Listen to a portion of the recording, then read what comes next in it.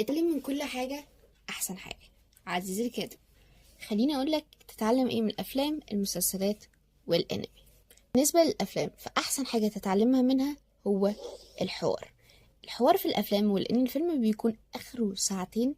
فأنا محتاجة أحط في الساعتين دول كل الحوارات إن هي تكون مختصرة to the point، تكون طبعا مشوقة وعلى حسب الموقف، واهم حاجة ان هي يكون ليها هدف، يعني بتكشف لي معلومة حقيقة، علاقة اتنين ببعض بيحبوا بعض ولا بيكرهوا بعض ولا الدنيا عاملة ازاي بالظبط. ودي حاجة ممكن تكون في الروايات بيحصل فيها اخطاء كتير، فحاول تتعلمها من الافلام، لان هو ما عندوش وقت يهري وما عندوش وقت ان هو يحط حوار ملوش لازمة، الموضوع كله ساعتين على بعض هو بيحاول ينجز فيه. اتنين،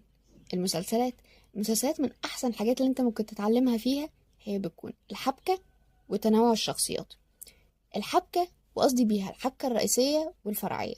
وهتتعلم فيها ازاي ان الحبكة الرئيسية الحبكات الفرعية بتخدم عليها، يعني مش كل واحدة بتكون منفصلة وكأنك انت بتحكي عن 3-4 قصص ملهمش علاقة ببعض، لا، وإنما بيكون عندي واحدة هي الرئيسية والباقي بيساعدها، حتى لو هما مش طول الوقت بيكونوا بيتكلموا عنها، إلا ان هو بيجي فيه لحظات لازم بيكون فيه تداخل ما بين الاتنين. الحاجة التانية